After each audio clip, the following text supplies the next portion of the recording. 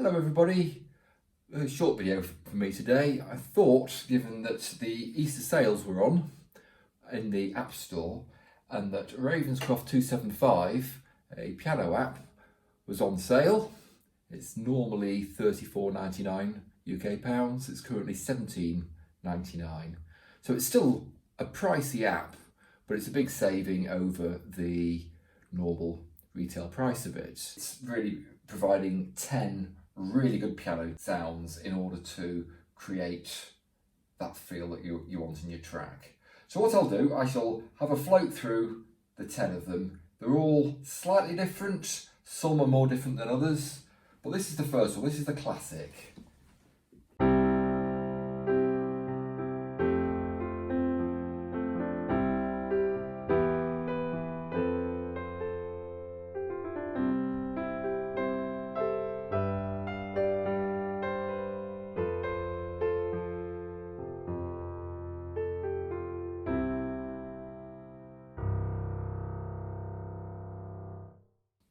Pretty realistic. And the concert grand is a little bit brighter than the classic.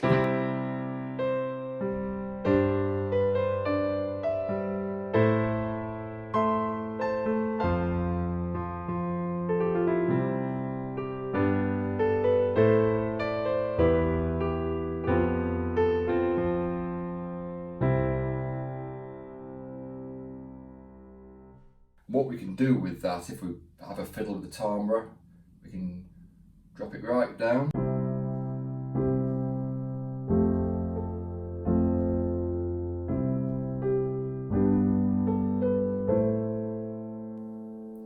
That actually sounds more like a well-used upright piano that's losing a little bit of its shine, but with a bit of tuning, a bit of sorting out would be lovely.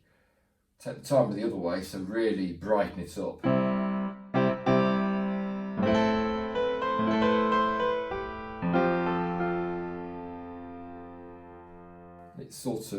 It's obviously a keyboard instrument. It doesn't sound like a traditional piano now, it sounds much more synthetic. But that's really just working through the range of timbre within the app itself.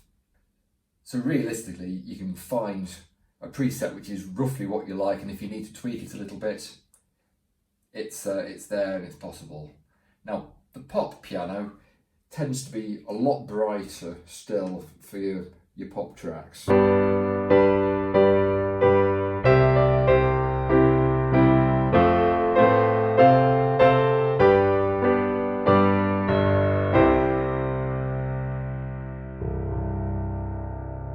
It's a really pleasant sound, in fairness, but being that little bit brighter in its tone, I think the idea is it cuts through the mix within pop tracks a lot better than, say, if we go on to the next one, which is old jazz.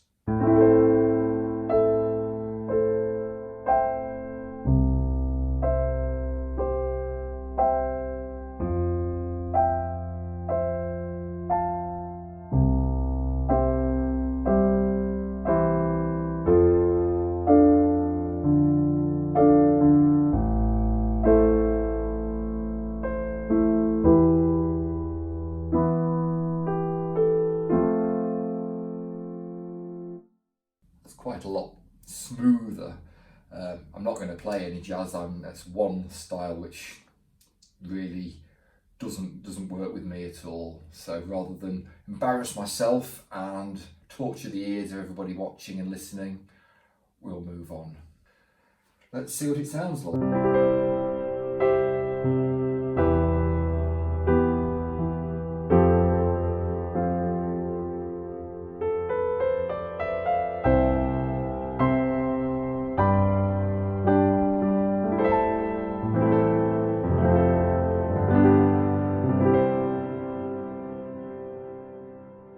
Quite a nice balanced sound. Just as a point of order on this, another reason for using the piano is that I've got the piano pedals that I can use as well, so I'm using the sustain quite a bit on this. Had I just been using my MIDI keyboard upstairs, I don't have a sustain pedal on that. So again, it means that I can play these patches much more in the vein that I would use them as a real piano, as opposed to just needing a piano sound for a track. Right, Croyance is number 6. And again, we've got the lows seemingly increased, the highs dropped, the timbre fairly central. So let's see what this sounds like.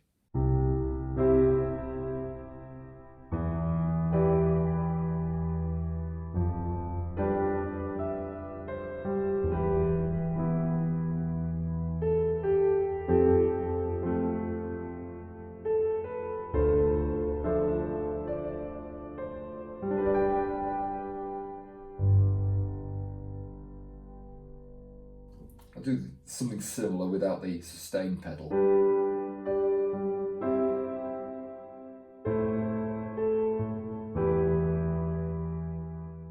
It's quite a nice sort of, obviously there's quite a bit of reverb in there. It feels almost like there's a little bit of a delay in there as well. Very pleasant. I think you have to use that to its advantage as opposed to putting that piano into another piano part.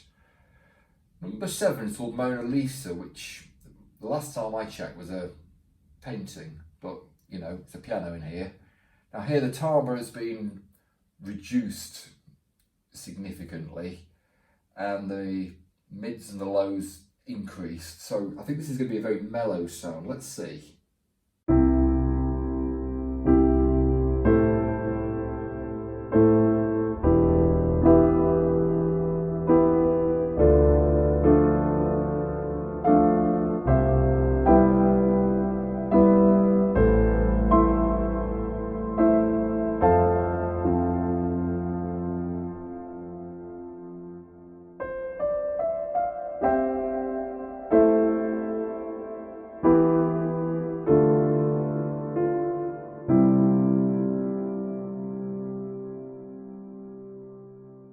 I think what's going on there, the reverb size is ramped up to max, so you're getting much more of a wash of the reverberation sound of the instrument compared to the initial dry signal. And if we take that reverb right down, it sounds completely different.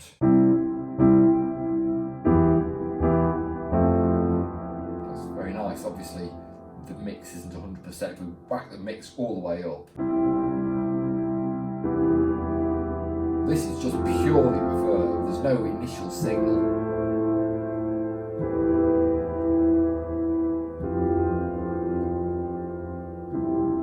You can do quite a lot with soundscapes with that. Devotion, not coming to say about devotion, sorry. It is, the highs are down, the mids are down, the lows are up. The timbre is slightly soft, and we've got a little less reverb than we had last time.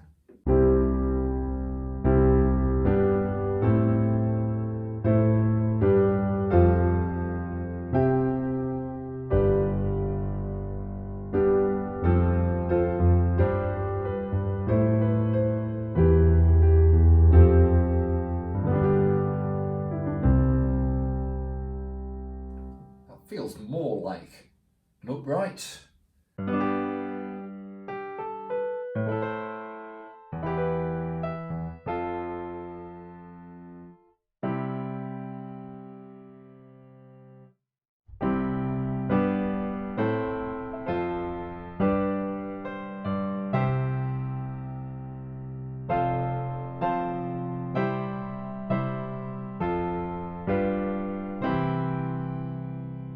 Again, I would say that's even more upright than the Devotion piano. And the final one on here is Canon, I'm not quite sure how that's pronounced or what to expect. Right, the timbre is dialed up to the max and the highs and mids are up and the lows are down. This is going to be quite a bright sound, I guess.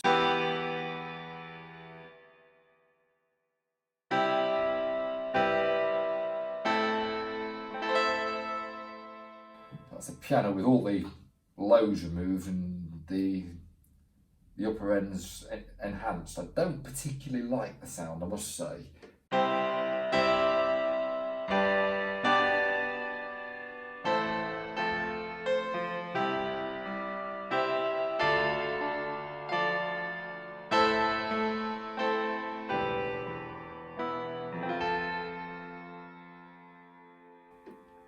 Yeah, I'm not really sure quite where you would use a sound that harsh, but it's just showing again how different the range of piano sounds you can get within the app. I'm going to go back to concert again.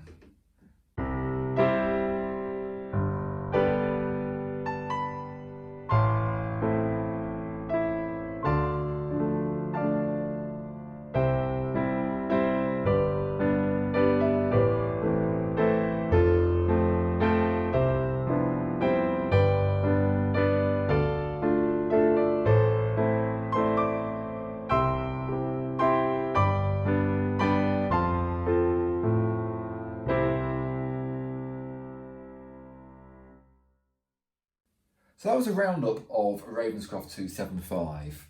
I decided that it would make a lot more sense to demonstrate it with a proper piano setting, because I think that's what they're trying to achieve with this app. This isn't any other piano app. This is the app you turn to if you want a really good piano within your track. So it may be that your track is a classical bass track or one where the piano features very predominantly within the mix. I think if you're just planning on putting a few piano notes and tucking them in the background, there are cheaper options which would probably suffice. I mean, you might use the piano that comes with Cubasis. I think Nano Studio 2 has some pianos in there as well. BS16i, that has some nice pianos. That was my go-to piano before I picked up Ravenscroft. So there's plenty of options, but if you're after a really high quality, high-end piano sound, then Ravenscroft definitely delivers that. So I hope that was useful. I hope you learnt something from hearing Ravenscroft. Any comments, please leave them in the comments area below. That made lots of sense. If you liked the video, please hit that like button and please subscribe for more videos. I'm trying to put videos out every week now. We'll see how far we get with that, but that's the plan at the moment. Thanks for watching, have a great Easter and take care.